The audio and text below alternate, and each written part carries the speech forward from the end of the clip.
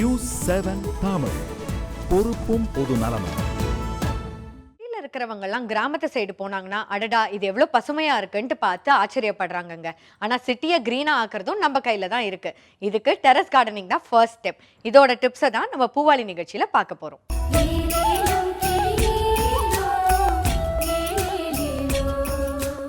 எல்லாருக்கும் வணக்கம். நியூஸ்7 தமிழ் சேனல்லேருந்து பூவாளி நிகழ்ச்சிக்கு உங்களை எல்லாம் மறுபடியும் வரவேற்கிறேன். இயற்கை விவசாயத்தில் தோட்டத்தோட இடுபொருட்களில் என்னென்ன பண்ணணும் அப்படின்னு பார்த்துட்டு இருந்தோம். அதில் முக்கியமான ஒரு இடுபொருள் பார்த்திங்க அப்படின்னா மண்புழு உரம். மண்புழு உரம் நம்ம தயாரிக்கிறது முழுக்க நாட்டு மாட்டு சாணியிலேருந்து தயாரிக்கிறோம். நம்ம ஏன்னா நாட்டு மாட்டு சாணி தான் இயற்கையிலேயே எல்லா சத்துக்களும் நிறைஞ்ச ஒரு பொருள். நாளடைவில் நம்ம நாட்டு மாடுகளையும் மறந்துட்டு இன்றைக்கி ஜெர்சி ஹெச்எஃப்னு சொல்லிட்டு ஒரு ஹைப்ரிட் பசுமாட்டு உபயோகத்தில் இருக்கோம். நம்ம இன்றைக்கி நாட்டு மாட்டோட திமில், நாட்டு மாட்டோட கொம்பு தான் இயற்கையிலேருந்து வர்ற காஸ்மிக் ரேஸை உறிஞ்சி அது மூலமாக அதோட உடம்பில் உள்ள இரத்த நாளங்கள் மூலமாக சாணியிலையும் கோமியத்துலேயும் அந்த நமக்கு தேவையான நைட்ரஜன், பாஸ்பரஸ், பொட்டாஷ் எல்லாத்தையுமே இயற்கையில் உற்பத்தி பண்ணி கொடுக்கக்கூடிய ஒரு அமைப்பு. அதனால் நாட்டு மாட்டு சாணியிலேருந்து வர்ற அந்த சத்துக்கள் அழியாமல் அதை அப்படியே பாதுகாத்து அது மூலமாக இயற்கையில் கிடைக்கிற ஒரு 5-6 இலைத்தழைகளெல்லாம் போட்டு அந்த நாட்டு மாட்டு சாணியில் மக்க வச்சு மக்கின அந்த ஒரு கம்போஸ்டை தான் நம்ம வந்து மண்புழுங்களுக்கு உணவாக கொடுக்குறோம். அந்த உணவை மண்புழுங்கள்லாம் சாப்பிட்டுட்டு அதோட கழிவைத்தான் நம்ம வந்துட்டு மண்புழு உரமாக எடுத்து நம்ம செடிகளுக்கு கொடுத்துட்டுருக்கோம். இப்போ நம்ம வந்து மண்புழு உரத்தில் என்னென்ன மூலிகைகள் போடுறோன்றதை நம்ம பார்க்குறோம். நம்ம இப்போ இதில் வந்து ஒரு 5 வகையான மூலிகை இருக்குது. தும்பச்செடி, துளசி செடி, அதுக்கப்புறம் வந்துட்டு புங்க இலை, நொச்சி இலை, வேப்ப இலை. இந்த 5 இலைகளுமே பார்த்திங்க அப்படின்னா பூச்சிகள் அதிக தாக்காத இலைகள் இது எல்லாமே. அது அதே மாதிரி இந்த 5 இலைகளில் உள்ள சத்துக்கள் வந்து பார்த்திங்கன்னா செடிகளுக்கு நல்ல உரமாகவும் இருக்கும், பூச்சி விரட்டியாகவும் இருக்கும். அதெல்லாமே இதெல்லாம் அதில் சேர்க்குறோம். நம்ம அதை எல்லா மூலிகையும் நம்ம என்ன பண்ணுறோம் அப்படின்னா தனித்தனியாக எடுத்து பொடியாக நறுக்கிட்டு அந்த பொடியாக நறுக்கினதை தான் வந்து நம்ம அந்த நாட்டு மாட்டு சாணியில் போட்டு 15 நாள் வந்து நம்ம அதை மிதிக்கிறோம். நம்ம அதை 15 நாள் மிதிக்கும் போது பார்த்திங்கன்னா என்ன, தண்ணியும் இந்த கோமியும் இந்த இலத்தழெல்லாம் போட்டு மிதிக்கும் பொழுது அந்த ப்ராசஸில் நல்லா வந்து அது மக்கி ஒரு கம்போஸ்டாக ரெடி ஆகிடும். அது இந்த இலைங்களும் மக்கிடும்.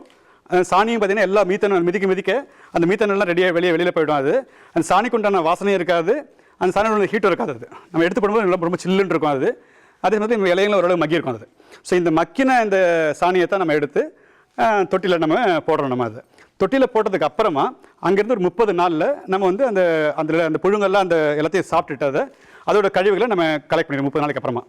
டோட்டலாக இங்கே ஒரு 15 நாள், அங்கே ஒரு 30 நாள் ஒரு பேட்ச் நம்ம எடுக்கணும் அப்படின்னா 45 டேஸ் நமக்கு வந்து தேவைப்படுது. நமக்கு அதுதான் நம்ம எடுக்கிறோம். நம்ம அதை 40 நாள் கழிச்சு நம்ம எடுக்கும்பொழுது அந்த மேலே இருக்கிற மண்புழு என்ன பண்ணுவோம் அப்படின்னா சாப்பிட்டு ஒரு கழிவு வந்து மேலே தான் கொண்டு வந்து போடும்.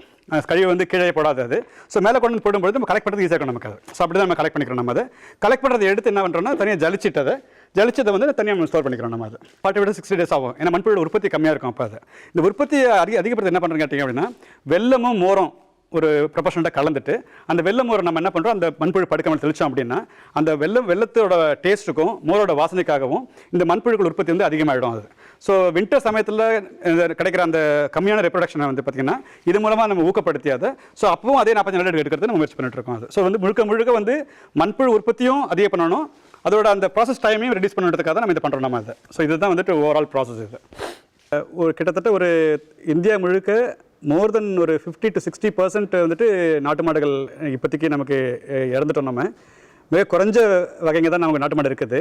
அந்த வகையில் தமிழ்நாட்டில் வந்துட்டு சில வகையை தான் மட்டும் நம்ம வச்சுருக்கோம். நம்ம மிச்சம் இருக்கிற வகையெல்லாம் ஓரளவுக்கு பஞ்சாபில், ராஜஸ்தானில், யூபி, ஆந்திர பிரதேஷ் இந்த மாதிரி வகைகளாக இருக்குது.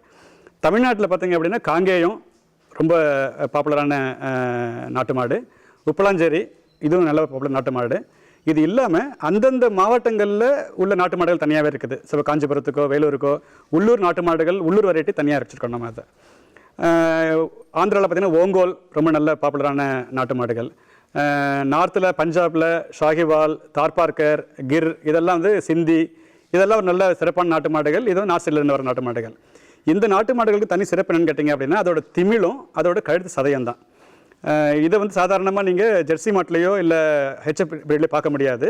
அந்த திமிழும் அந்த கொம்பும் தான் காஸ்மிக் ரேஸில் இருக்கிற அந்த இயற்கையான சத்துக்களெல்லாம் உறிஞ்சி அது மூலமாக அது உடம்புல இருக்கிற ரத்த நாளங்கள் மூலமாக அது உற்பத்தி பண்ணுற அளவுக்கு நம்ம அந்த சத்துக்களை உற்பத்தி பண்ணுற அளவுக்கு இப்போ அமைஞ்சிருக்காது.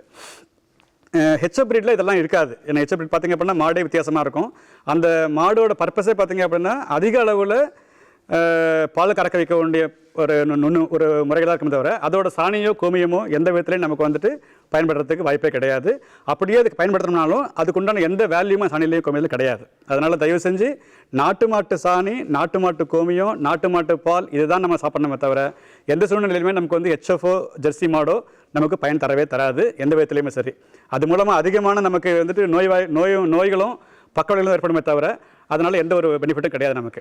ஸோ இங்கே வந்து நம்ம இந்த மண்புழு உரம் பண்ணையில் பார்த்திங்க அப்படின்னா இந்த மண்புழு உரம் வந்து ஒரு 5000 ஸ்கொயர் ஃபீட்டில் முழுக்க நாட்டு மாட்டு சாணியையும் இயற்கை மூலிகளையும் வச்சு பண்ணுற ஒரு பண்ணை இது. இந்த பண்ணையிலேருந்து நம்ம என்ன பண்ணுறோம்னு கேட்டிங்க அப்படின்னா ஒரு வருஷத்துக்கு 500 மெட்ரிக் டன் மண்புழு உரம் நம்ம தயார் பண்ணுறோங்க. அதை இந்த மண்புழு உரத்தை முழுக்க விவசாயிகளுக்கு தனிப்பட்ட முறையில் தான் நம்ம கொடுக்குறோமே தவிர யாருக்குமே வந்து மொத்தமாகவோ ஒரு இடைத்தரகர்களுக்கு தரது கிடையாது. நம்ம அதோட நம்ம ஒரு பாலிசியாக வச்சுருக்கோம். நம்ம அதை முழுக்க இதோட உபயோகம் எல்லாமே வந்து தனிப்பட்ட விவசாயிகளுக்கும் தனிப்பட்ட மாடி தோட்டங்கள் தான் போகணும்னு நினைக்கிறோமே தவிர முழுக்க வந்து ஒரு 50 டன்னோ 100 டன்னோ மொத்தமாக எடுத்து ஒரு ஹோல்சேல் வியாபாரம் கொடுக்கணுன்ற எண்ணம் நமக்கு கிடையாது. ஸோ அதனால தான் பார்த்திங்கன்னா நம்மளோட உற்பத்தி என்ன திறன் இருக்குதோ அதை தகுந்த அதுக்கு தகுந்த பிளான் பண்ணிருக்கோம். நம்ம அதை இங்கே உற்பத்தி பண்ணுற எல்லா மண்புழு உரமுமே சிறிய அளவில் கன்சியூமர் பேக்கில் 5 கிலோ 10 கிலோ அந்த மாதிரி பேக்கில் மாடி தோட்டங்களுக்கு நம்ம முழுக்க நம்ம வந்து கொடுக்குறோம். நம்ம அதை இது உபயோகம் பண்ணுற நிறைய உபயோகப்பாளர்கள் மாடி தோட்டங்களில் நம்ம விரும்பி மறுபடியும் திரும்பி வாங்குறாங்க வந்து. அதை காரணம் கேட்டிங்க அப்படின்னா அதோட நல்ல வேல்யூ. இன்னொன்று பார்த்திங்கன்னா பியூரான ஒரு வெர்மி கம்போஸ்ட் அது நம்ம கொடுக்குறோம். நம்ம இங்கே அதோட வெர்மி பண்ணுற முறையும் பார்த்திங்க அப்படின்னா வித்தியாசமானது. அதோட பேஸ் நாட்டு மாட்டிலேருந்து வர்றதுனால இத்தனை மூலிகை போடுறதுனால இயற்கையாகவே இந்த மண்புழு உரத்துக்கு நல்ல சத்தும் நல்ல வலிமையும் இருக்குது ஆக்சுவலாக அதுக்கு.